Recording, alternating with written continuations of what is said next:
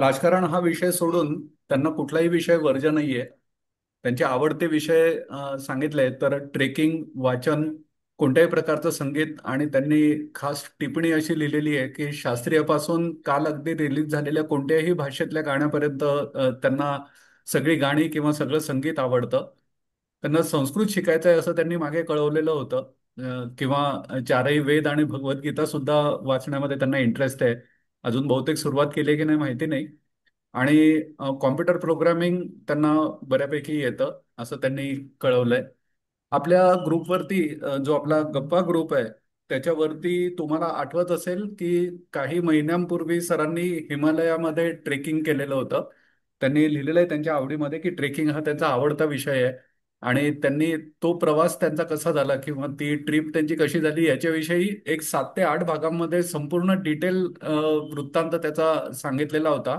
आणि त्याच्या काही फोटो, त्याच्या स्लाइड्स काही शेअर केलेल्या होत्या. किंवा तेव्हाही आपला विषय असा झालेला होता की सरांना एकदा प्रत्यक्ष बोलूया त्यांच्याशी आणि त्यांचे अनुभव, त्यांच्याकडच्या अजून असलेल्या स्लाइड्स आणि असं ट्रेकिंगची आवड असणारे आपल्या ग्रुपमधले आपले मित्र मंडळी, तर त्यांना त्यांच्याकडनं काही गायडन्स आणि कॉमन अनुभव असतील तर ते शेअर झाले तर हे इंटरेस्टिंग असतं सगळ्यांसाठी. तर त्यांच्याबरोबर ट्रेकिंग विषयी बोलायला कधी योग येतोय ते बघूया. पण आताच एक 2-4 दिवसांपूर्वी त्यांनी ज्यावेळेला एक पोस्ट केलेली होती. आणि सर अगदी आपल्या ग्रुपची सुरुवात झालेली आहे चित्पावन समृद्धी ग्रुपची. तेव्हापासून आपल्या बरोबर सर आहेत, म्हणजे जवळपास 2.5-3 वर्ष त्यांची अगदी सुरुवात छोटी छोटी शेअर्स मधले ट्रेड घेण्यापासून होती. आणि तिथपासून आता ऑप्शन्सचं जे काही ते बॅटिंग करतात. तर त्यांची सोपी पद्धत त्यांनी एक्सप्लेन करून सांगितलेली होती. पण बऱ्याच जणांना तसे ट्रेड घेताना किंवा ते कसे घ्यायचे याच्याविषयी थोडंसं आयडिया, ते क्लॅरिफिकेशन हवं होतं. म्हणून आम्ही सरांना विनंती केली की तुम्ही आज किंवा मीटिंग एखादी घेऊन तुम्ही ते सादरीकरण करू शकाल का.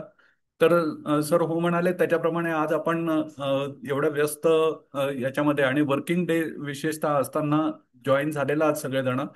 त्याबद्दल मनपूर्वक धन्यवाद सगळ्यांना. आतापर्यंतचा काउंट आपला 60 जणांचा आहे. Thank you very much. अमित सरांची थोडीशी ओळख करून दिल्यानंतर मी त्यांना आता विनंती करतो की त्यांनी त्यांच्या सादरीकरणाला आणि जे काही ते प्रेझेंटेशन करणार आहेत ऑप्शन्स विषयीचं त्याला सुरुवात करावी. Amit sir please. Thank you. Okay. Thank you. माझी बरीच मोठी ओळख केली एवढी मलाही माहित नव्हती. एनिवेज, बर. सुरुवात करायच्या आधी एक दोन गोष्टी फक्त सांगतो की प्लीज मला सर साहेब वगैरे असं काही म्हणू नका. लहान आहे मी खूप. तुम्हीच सगळे खूप मोठे आहात ज्ञानानी अनुभवानी. त्यामुळे अमितच म्हणा ते बरं पडेल. सेकंडली दुसरं सांगायचं म्हणजे आता मी त्या दिवशी म्हटलं एवढं सगळं, पण स्ट्रॅटेजी एकदम प्रिमिटिव्ह आहे, बेसिक आहे. फारसं काही त्याच्यामध्ये मोठं काही नाहीये. बऱ्यापैकी मॅन्युअल आहे, ऑटोमेशन वगैरे काही नाहीये. मी आपलं निरीक्षणातूनच तयार केलेली, म्हणजे माझं माझं निरीक्षणातून केलेलं आहे. तर त्याच्यामुळे कदाचित सांगताना भरपूर चुका त्याच्यामध्ये तुम्हाला सापडतील. तर प्लीज मला त्या सांगा. आपण सगळे मिळून त्या चुका सुधारू. कदाचित ह्याच्यातून एखादी चांगली नवीन स्ट्रॅटेजी सुद्धा तयार होईल की जी आतापर्यंत कोणी वापरलेलीही नसेल, किंवा अशी स्ट्रॅटेजी तयार होईल की ते सगळेजण वापरू शकतील. तर तेवढं फक्त मला काय ज्या चुका असतील तेवढ्या प्लीज सांगा. आणि आता मुख्य विषयाकडे वळायचं तर अ, त्याच्यातल्या एक दोन गोष्टी असं सांगतो की म्हणजे मी नॉर्मली जे ऑप्शन ट्रेडिंग करतो ते दुपारी 12 ते 1:30 किंवा जास्तीत जास्त 2 या वेळात मला करणं सोयीचं अशा दृष्टीने पडतं. कारण 9:15ला मार्केट ओपन होतं. 9:15 ते 12 जर तुम्ही कॅन्डल्स बघितल्यात तर त्या खूप वर खाली वर खाली होत असतात. व्होलाटाईल असतात त्यांची. त्यांच्या काय म्हणतात विक्स किंवा शॅडोज म्हणा, ह्या पण मोठ्या मोठ्या असू शकतात. त्या मानाने 12 नंतर मार्केट जरा स्टेबल होतं. एक दिशा काहीतरी त्याला मिळते. आपल्याला हाय लो पॉइंट्स त्याचे मिळतात, म्हणजे मिळू शकतात रादर. हे सगळं काय म्हणतात, हे सगळं प्रोबॅबिलिटीवरच असतं. हाय लो पॉइंट्स आपल्याला त्याच्यातले दिसू शकतात आणि आपण थोडस काय म्हणतात त्यातल्या त्यात चांगल्या अश्युरन्सनी स्ट्रॅटेजी वर्क करू शकतो असं एक माझं निरीक्षण आहे. नॉर्मली 2:30 पावणे 3 नंतर परत एकदा मार्केट व्होलाटाईल व्हायला सुरुवात होते. कुठे जाईल सांगता येत नाही. तर मला स्वतःला 12 ते 2 हीच वेळ योग्य वाटते. त्याच्यानंतर मी काही करत नाही. कितीही जरी वाटलं तरी सुद्धा काही शक्यतो त्याच्यामध्ये करत नाही. आणि सेकंडली ह्या ह्या स्ट्रॅटेजी मधून फार काही मोठा गेन होईल अशातलाही भाग नाही. फक्त बरेच दिवस मी निरीक्षण केल्यावर माझ्या असं लक्षात आलं की एक 10 रुपये तरी निफ्टी वर खाली होत असतो. तर एखादा चांगला सेटअप फॉर्म झाला आणि जर आपण तो सेटअप कॅच करायचा प्रयत्न केला तर मिनिमम 10 रुपये तरी आपल्याला सुटू शकतात.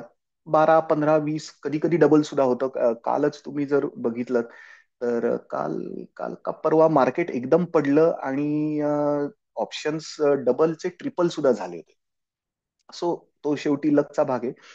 पण एकंदरीत मला असं दिसलं की साधारण नाही म्हणलं तरी एक 10 रुपये तरी सुटू शकतात. तर मी काय करतो ते मी तुम्हाला सांगतो. एकतर माझा टाइम टाइम इंटरवल मी 5 सेकंद 5 मिनिटाचा घेतो. हा आता फॉर एक्झाम्पल हा आजचा चार्ट आहे. अ, आता आजचा चार्ट अच्छा सर 10 रुपये म्हणजे निफ्टी 10 पॉईंट म्हणा. अ, एका पॉइंटला साधारण 1 रुपया वर खाली असं व्हायला हरकत नाही. मी असं धरून चालतो किंवा 10 रुपये म्हणायला सुद्धा हरकत नाही कारण 10 रुपये मिळू शकतात. अ, आता आजचा जर तुम्ही जर चार्ट बघितला तर आजचा तर अगदी क्लीन चार्ट होता. त्याच्यामध्ये पहिलीच जी कॅन्डल आली तीच इतकी जोरात पडली आणि त्याच्यानंतर पुढच्या तुम्ही जर कॅन्डल्स बघितल्यात तर पुढची 3 कॅन्डल जरी मार्केट वर चढलं तरी पहिल्या कॅन्डलच्या 50% ते काही क्रॉस करू शकलं नाही किंवा क्रॉस करून सस्टेन करू शकलं नाही. तर त्याच्यानंतर ते खाली पडत होतं. त्याच्यामुळे आज काय म्हणतात पुट ऑप्शन घेऊनच फायदा होता. आजचं काही फारसं मार्केट काही अवघड नव्हतं. तर आता 12च्या सुमाराला जर तुम्ही बघितलं तर या इथपर्यंत तुम्ही जर बघितलं तर आज काय म्हणतात तसं मार्केट शांतच म्हणायला हवं. फारसं काही गडबड झाली नाही. अनफॉर्च्युनेटली आज 12 वाजेपर्यंत आपल्याला फारसा काही सपोर्टही दिसला नाही. या इथे एक छोटासा सपोर्ट जर म्हटला तर आपल्याला एक ड्रॉ करत पहिल्यापासून मार्केट आता हे एवढं मार्केट खाली पडलं इथे त्यांनी सपोर्ट तयार तर केलेला आहे. आता हा सपोर्ट म्हणून हे जे रिजन आहे हा सपोर्ट म्हणून ऍक्ट होईल का रेझिस्टन्स म्हणून का ह्याचाच रेझिस्टन्स पुढे बनेल हे आपल्याला माहिती नाही. त्याच्यासाठी थोडा वेळ थांबायला पाहिजे. त्यामुळे मी अगदी जरी 12 वाजता ह्या पॉइंटला एंटर केलं तरी सुद्धा मला ही पुढची कॅन्डल दिसते. आता फॉर्च्युनेटली ही कॅन्डल आज हीच होती लाल होती म्हणजे इथे काळी मी ठेवलेली एक काळी होती. त्याच्यानंतर त्या खाली खाली खाली खाली खाली पडायला लागली. आता मी जर इथे एकदम आल्या आल्या एंट्री घेतली तर माझी काहीच तयारी नसते. थोडस एकदम काय म्हणतात पोहायला वॉर्मअप न करता उडी मारल्यासारखं होईल. त्यामुळे मी एकदम पटकन काही एंट्री घेत नाही जोपर्यंत मला कॉन्फिडन्स येत नाही. ह्याच्यानंतर मार्केट हळूहळू खाली पडलं. इथे छानपैकी एक हे तयार झालं. डोजीच म्हणायला हरकत नाही. खरं डोजी नाहीये ही पण एक डोजी तयार झाली. वरती परत चढलं. पण कन्फर्मेशन कुठे झालं तर मार्केटनी हा पॉइंट काही सोडला नाही. म्हणजे त्यांनी हा जो एक हाय तयार केलेला होता हा काही सोडला नाही. लोअर लो होता.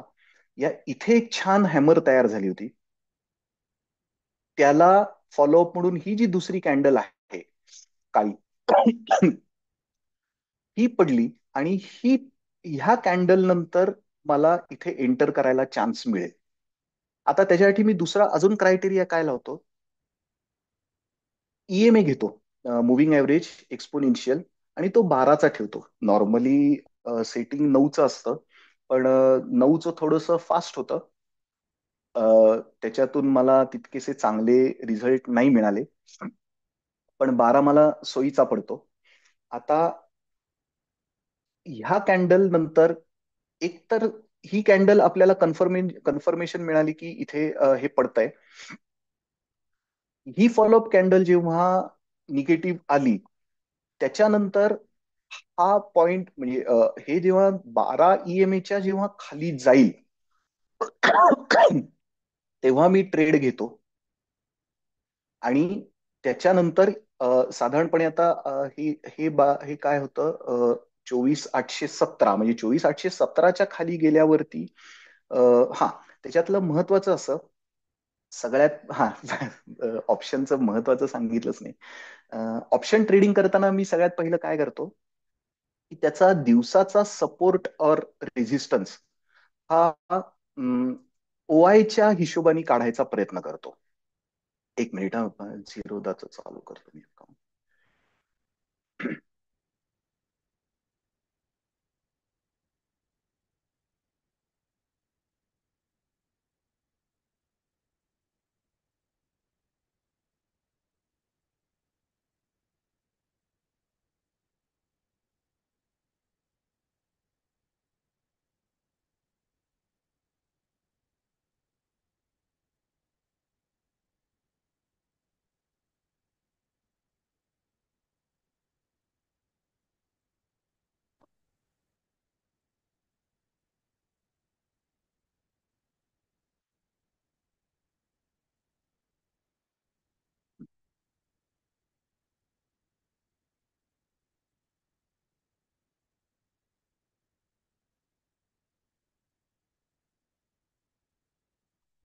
ही आता ऑप्शन चेन आहे.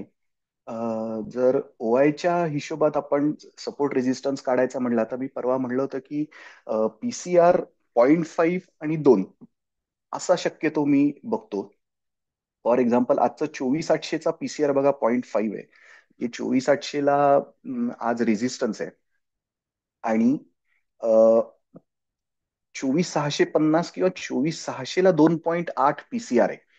म्हणजे 24,600ला त्याला सपोर्ट आहे. हे एकदा फक्त मी एक रेफरन्स म्हणून बघतो. मी परत त्याच्यानंतर OI कडे फारसं बघत नाही. याचं कारण असं की हा जो OI दिसतो हा आत्ताची आपल्याला आपली पोझिशन दाखवतो. परंतु ज्यांनी पोझिशन्स घेतलेल्या असतात त्यांना त्यांचा प्रॉफिट मिळाला किंवा त्यांचा स्टॉप लॉस हिट झाला की ते निघून जात असतात. अचानक OI धपाधप चेंज होत राहतात. म्हणजे मला वाटतं 2-3 दिवसापूर्वी मी असंही बघितलं होतं की 24,600चा रेजिस्टन्स 24,650ला पण शिफ्ट झाला होता. तर ते आपल्याला सांगता येत नाही. पण आपण जेव्हा बघतो त्यावेळेला बाबा साधारण एक आजचं हे काय आहे, सपोर्ट आणि रेजिस्टन्स कुठे आहे, हे साधारण जर आपण आयडेंटिफाय करून ठेवलं तर त्याचा आपल्याला उपयोग असा होतो की आजचं मार्केट काय, आजचं मार्केट डिक्लाइनिंग आहे. तर मग अशा वेळेला जो सपोर्टचा पुट आहे तो मी घेतो. म्हणजे आजचा 24,600चा जो पुट होता.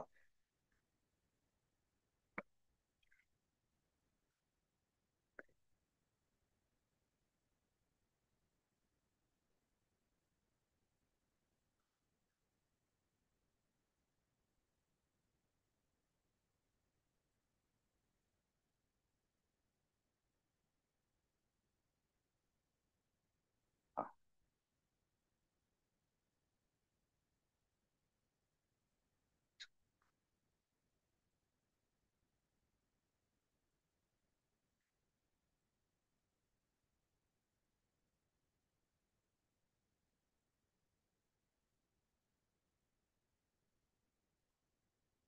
आजचा जो हा 24,600चा पुट आहे, आता याची किंमत खूप याची 24 सॉरी 24,800चा पुट जो आहे तो ₹120 आता दाखवतोय. सो बेटर 24,800चा मी पुट घेतो. तो इन द मनी असतो. अडचण येत नाही. त्याचा डीके कमी होतो त्या मानाने, कारण जर आउट ऑफ OTM घेतला तर त्याचा डीके बऱ्यापैकी फास्ट होऊ शकतो आणि त्यामुळे कदाचित कधी कधी खूप वेळ थांबावं लागतं किंवा मार्केटमध्ये मग एक सडन स्पाइक आला तरच आपल्याला आपले रिझल्ट मिळू शकतात. त्यामुळे 24,800चा पुट और 24,600चा कॉल असं मी प्रिफर करतो. दुसरं अजून एक सांगायचं राहिलं, हे माझं स्वतःचं निरीक्षण आहे. त्याच्यावर जरा कोणी मला प्लीज, म्हणजे तुम्ही जरी कोणी सांगितलं किंवा त्याचं सायंटिफिक रिझन काही मिळालं तरी हरकत नाही. की मी असं एक ऑब्झर्व केलंय की मार्केट ओपन व्हायच्या वेळेला किंवा ओपन झाल्यावर 5 मिनिटाच्या आत जर सॉरी, पाव टक्क्याच्या वर किंवा खाली ओपन झालं कालच्या क्लोज पेक्षा, तर नॉर्मली मार्केट ती दिशा पकडते. म्हणजे कालच्या पेक्षा आज जर पाव टक्क्यांनी वर ओपन झालं मार्केट, तर नॉर्मली बाजार चढा राहतो. पाव टक्का जर खाली ओपन झालं तर नॉर्मली बाजार खाली राहतो, असं माझं निरीक्षण आहे. पण प्लीज कोणीतरी मला त्याच्याविषयी सांगितलं तर बरं होईल. तर मग तेही एक मी थोडासा हा एक छोटासा पॉइंट डोक्यात ठेवतो. आणि फॉर एक्झाम्पल आता हा 24,800चा पुट हा घेतला आणि हा जर आपण आता बघायला सुरुवात केली, 9 तारखेचा हे असेल ना.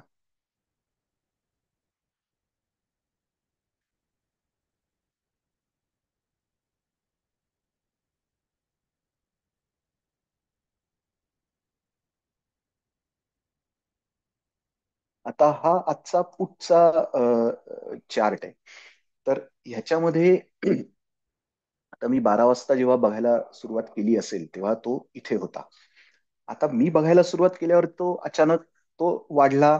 जर त्याच वेळेला मी घेतला असता तर मला पैसे मिळाले असते वगैरे, हे सगळं ठीक आहे, पण थोडंसं मी तो अवॉइड करतो. आता मला त्याचा इथे बेस मिळाला. आता इथे बेस मिळाल्यावर इथे पण एक हे तयार झालंय बघा. डोजी तयार झालीय. इथे सॉर्ट ऑफ एक मॉर्निंग स्टार, अगदी क्लिअर मॉर्निंग स्टार नाहीये पण एक मॉर्निंग स्टार सारखा एक पॅटर्न तयार झालाय. त्यामुळे एक मी मनाशी खुणगाट बांधतो की आता इथून मार्केट थोडंफार वर नक्की जाणार. त्याला फॉलोअप कॅन्डल पण एक वरच्या दिशेने जाणारी का होईना मला मिळाली. आणि जर थोडंसं माझी रिस्क टेकिंग कपॅसिटी जास्त असेल किंवा मला जर रिस्क घ्यायची असेल, तर मी साधारण इथे ह्या लेवलला म्हणजे साधारण ह्या कॅन्डलच्या क्लोजच्या वर गेलं की मी इथे हा पुट घेईन. आणि ह्याचा ओपन होता आपण कन्सिडर केलं 80 रुपये 85 पैसे, म्हणजे समजा 81 रुपयाला जर हा आपण पुट खरेदी केला, तर हा नेक्स्ट कॅन्डललाच याचा हाय 86 रुपये झालाय. त्याच्यानंतर थोडा खाली पडला, पण हा इथे थोडा स्थिरावून मग एकदम त्याचा हाय 100 रुपयाच्या आसपास गेला. सो विदिन एक दो एक दोन तीन चार पाच सहा, म्हणजे साधारण अर्ध्या तासामध्ये तुम्हाला 80 रुपयाचे 100 रुपये झाले, 20 रुपये मिळून गेले. अशी सिंपल स्ट्रॅटेजी मी वापरतो. बाकी ह्याच्यामध्ये सांगण्यासारखं माझ्याकडे काहीही नाहीये. थोडंसं प्राइस ऍक्शनचा मी आधार घेतो, थोडं टेक्निकल अनालिसिसचा आधार घेतो. हा एक मुव्हिंग ऍव्हरेज लावलेला असतो. आणि ह्याच्यानंतर मी साधारण 10 रुपये ठेवतो. दुसरं मी आता असं करायला सुरुवात केली की साधारण मार्केटचा आजचं तर खूप संथ होतं मार्केट, पण समजा मार्केट जर जोरात हलत असेल, तर समजा 100 रुपयाला मी एखादा पुट घेतलाय, तो 110 115 120 रुपये गेला की मग स्टॉप लॉस मी 110 रुपये लावून ठेवतो. त्याच्या वरती राहील तोपर्यंत तो माझ्याकडे राहील. कदाचित 120 130चा गेला की स्टॉप लॉस मी ट्रेल करत राहील. आणि मला 10 रुपयाचे 12 15 20 रुपये सुद्धा मिळून जातील. पण हे 10 रुपये मात्र मिळून जातात. आता ह्याच्यानंतर मात्र स्ट्रिक्टली मी पुढचा ट्रेड करत नाही. कारण माझं असंही लक्षात आलं होतं की उत्साहाच्या भरात आपण ट्रेड करायला जातो आणि आणि बऱ्याच वेळा नुकसान सुद्धा होऊ शकतं. त्यामुळे हा एक ट्रेड झाला की मी बंद करतो. बॅक टेस्टिंग मी करतो अशा दृष्टीने की समजा जर माझा ट्रेड चुकला किंवा माझा ट्रेड बरोबरही का आला आणि का चुकला हेही मी मात्र बघतो. म्हणजे बॅक टेस्टिंग मी ह्या दृष्टीने करतो की बाबा मी कुठे चुकलो आता फॉर एक्झाम्पल मी आज समजा मला लवकर वेळ होता किंवा काय, आज माझा मूड काय असा होता की आज लवकर ट्रेड संपवायचा आहे. मी मध्येच कुठेतरी असा काय म्हणतात ट्रेड घेतला आणि तो जर चुकला तर काय म्हणतात म्हणजे तो जर मध्येच कुठेतरी चुकला तर ते आपल्याला ह्याच्यातून लक्षात येतं की आपला ट्रेड का चुकला. पण ते मात्र मी रोज संध्याकाळी अगदी हमखास म्हणजे ट्रेड माझा बरोबर जरी आला तरी का बरोबर आला आणि चुकला तरी का चुकला हे मात्र मी अ, हमखास बघतो. आणि सकाळची व्होलॅटिलिटी कॅच करायला मला भीती वाटते. कारण ते बरोबर आहे की तुम्हाला एका कॅन्डलमध्ये सुद्धा कदाचित 20, 25, 30, 50 रुपये मिळून जातील. पण एका कॅन्डलमध्ये तुम्हाला 20, 25, 30, 50 रुपये तुमचे जातात सुद्धा. सो बेटर हे काय म्हणतात एकदा मार्केटला सेटल व्हायला म्हणजे एकदा मार्केट सेटल झालं की आपल्याला शांतपणे हे करता येतं, व्यवहार करता येतात. त्याचं एक उदाहरण तुम्हाला परवाचं दाखवतो.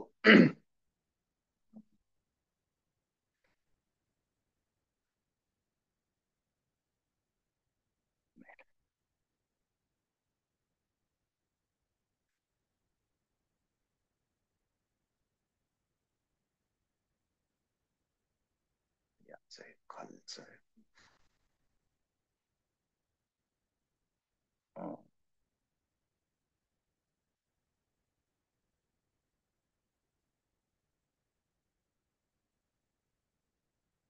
अरे नाही, हा हे ओपन दिलं. Sorry sorry sorry. हा, हे कालचं परवा 2 तारखेचंच उदाहरण बघा तुम्ही. मार्केट ओपन झालं, भरा भरा भरा भरा भरा चढलं.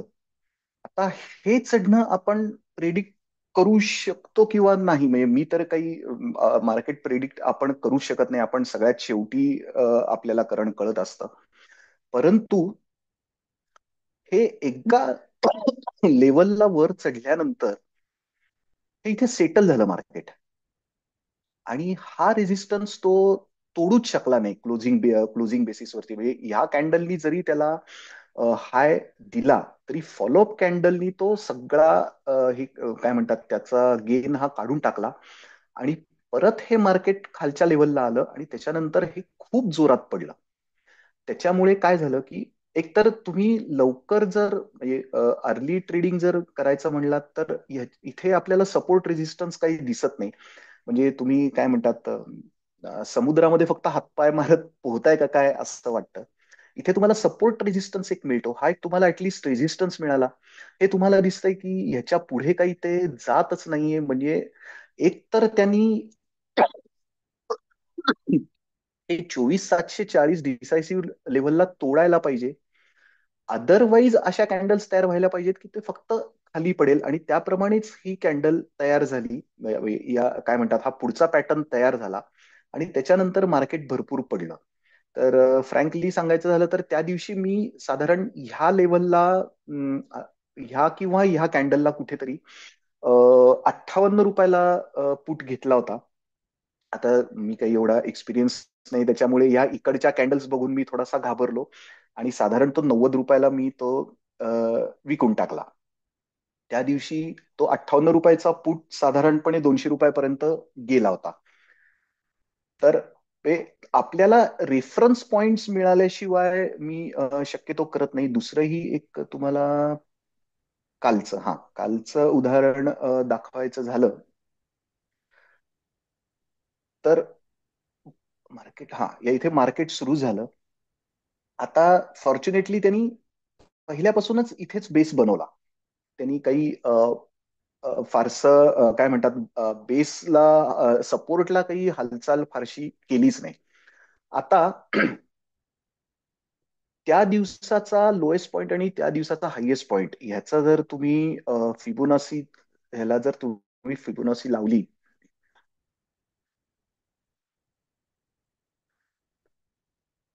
सॉरी. हा, आता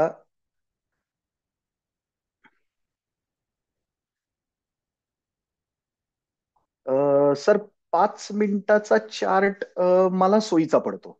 कारण मला पटकन तिथून बाहेर पडायचंय. मला जास्त वेळ तिथे थांबायचंच नाहीये. फक्त मला तो 10 रुपये वाढलेला दिसला पाहिजे की मी तिथून एक्झिट होणार आहे. त्यामुळे मी 5 मिनिटं घेतो. अ, 15 15 मिनिटाचा तुम्ही लावू. ऍक्च्युली लोक 15 मिनिटं रेकमेंड करतात. खरं सांगायचं झालं तर 15 मिनिटं ही टाइम फ्रेम चांगली आहे.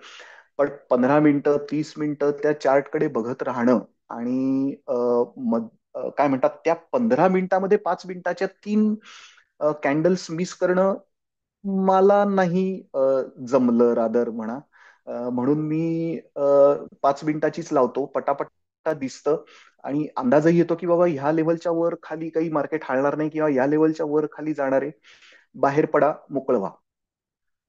तर आता या इथे 12च्या आत जेव्हा मी बघायला सुरुवात केली, सॉरी 12 वाजता जेव्हा मी बघितलं तेव्हा माझ्याकडे ही पोझिशन होती की त्यावेळेचा हायएस्ट पॉइंट आणि त्यावेळेचा लोएस्ट पॉइंट ह्याला जर आपण फिबोनासी लावलं तर मार्केट मी इथे छान बेस बनवला होता 50%ला. मी जास्तीत जास्त सर 3 लॉट करतो. म्हणूनच म्हणलं ना 2,000 रुपये ते असेच मिळतात की 10 रुपये वाढले की 2250 गुणिले 10, हे 225 गुणिले 10 2250 मिळून जातात. अ, काय आपल्याला म्हणजे थोडक्यात 2,000 रुपये मिळतायत म्हणण्यापेक्षा 10 रुपये मिळतायत हे मी बघतो. अ, त्याच्यानंतर हा आता हे 12 वाजताची ही पोझिशन होती. हायएस्ट पॉईंट लोएस्ट पॉईंट मध्ये हा छान फिबोनासीला इथे त्यांनी सपोर्ट घेतला होता. मार्केट वाढण्याची शक्यता जास्त होती. त्यामुळे आता फक्त एवढंच बघायचं होतं. एकतर मी जेव्हा बघायला सुरुवात केली तेव्हा ऑलरेडी मार्केट इथपर्यंत आलेलं होतं. त्यामुळे त्यांनी हा जर रेझिस्टन्स क्रॉस केला तर मार्केट चांगलं वाढणार होतं. फॉर्च्युनेटली असं झालं, त्यांनी हा रेझिस्टन्स हेही केला, हा रेझिस्टन्स तोडला. परत तो रिट्रेसमेंटला इकडे खाली आला आणि इथून परत तो वाढला. मी साधारणपणे अशा वेळेला आता या इथे सुद्धा बघायला गेलं तर इथे एक मॉर्निंग स्टार तयार झाला. यांनी चांगली कॅन्डल मोठीच्या मोठी दिली. त्यामुळे ह्याच कॅन्डलच्या एक मिनिट, ह्या कॅन्डलच्या वर जेव्हा ही कॅन्डल राहिली तेव्हा मी ट्रेड घेतला आणि 10 रुपयात संपून टाकला. हा एक काय म्हणतात, एक मला वाटतं एक 15-20 मिनिटाचा मे बी हा व्यवहार असेल. त्याच्यानंतर जर तुम्ही ह्याला सुद्धा जर आपण फिबोनासी लावली तरी सुद्धा या इथे हा बऱ्यापैकी फिबोनासीला त्यांनी रिस्पेक्ट केलेलं दिसतं. त्यामुळे ह्या दिवशी पण मला चांगलं हे मिळाला. त्यामुळे मेजरली मी 2-3च गोष्टी बघतो की एकतर हे मुव्हिंग ॲव्हरेज वापरतो, फिबोनासी, आणि शक्यतो मला सपोर्ट आणि रेझिस्टन्स असेल तर मला जास्त बरं वाटतं. म्हणजे हाताशी काहीतरी रेफरन्सेस आपल्या राहतात. आता अमित परवा सर. एकदा असं झालं होतं. हॅलो. हा बोला ना सर. हॅलो. हा बोला हा ना सर. अमित. हॅलो. अमितजी, एक मिनिट. हॅलो. आतापर्यंत आपण जे कॅच केलं, ते हा. अमित सरांनी पहिले आपल्याला पुट कॉल रेशो सांगितला. त्या पुट कॉल रेशो प्रमाणे जिथे त्यांनी 0.5 ते 2 असा त्यांनी प्रवास दाखवला त्याचा, आणि त्याप्रमाणे त्यांनी ऑप्शन स्ट्राईक प्राइस कुठली सिलेक्ट केली हे आपल्या लक्षात आलं. त्यांनी ऑप्शन्सचा सुद्धा चार्ट लावलेला होता आणि निफ्टीच्या चार्टवरती एकतर ईएमए आणि दुसरं फिबोनासी पॅटर्न आणि पुन्हा त्याच्या जोडीने स्क्रीन रिडिंग किंवा चार्ट रिडिंग, की ज्याच्यामध्ये त्यांना मॉर्निंग स्टारही चांगला ओळखता येतोय, डोजी सुद्धा ते बघतायत. तर अशा 2-3 प्रकारांनी त्यांनी आपलं ट्रेड बनवलेलं आहे. आणि अर्थातच 2,000 रुपये कमवायचं टार्गेट जर ठेवलं तर ते 3 लॉट तरी घेतात त्याच्यामध्ये. आणि आतापर्यंत त्यांनी ग्रुपमध्ये जे मेसेज केलेले आहेत किंवा त्यांच्या बोलण्यातनं पण आता आलेलं आहे की 100 रुपयाच्या आजूबाजूचे ते ऑप्शन सिलेक्ट करतात, असं एक माझं निरीक्षण आहे. तर ते 3 लॉट त्यांनी घेतल्यानंतर याला कॅपिटल सेल करत नाही ते खरेदीच करतायत. तर त्याच्यामुळे त्याला कॅपिटल लागणारं हे साधारण एक 30 ते 40 हजार रुपयामध्ये पुरेसं असू शकतं, असं एक माझा अंदाज हो आहे. हो तर हो, बरोबर आहे. ही मीटिंग आता संपायला 3च मिनिटं बाकी आहेत फक्त. तर ही मीटिंग मी आता इथे थांबवतो सगळ्यांसाठी. आपल्याला ग्रुपवरती जी मी लिंक पोस्ट केलेली आहे ती लिंक परत वापरा. आणि अमित सर, पुन्हा एकदा सेम लिंक वापरून रिजॉईन करा. म्हणजे मग आपल्याला पुढे हो, अजून एक 40 मिनिटं बोलता येईल. आपण बघूया, हो, हो, क्वेश्चन आलं प्रेझेंटेशन असं दोन्ही आपण बघू शकतो. प्लीज मी हो. ही मीटिंग थांबवतो आता. सेम लिंक वापरा आणि रिजॉईन करा. थँक्यू.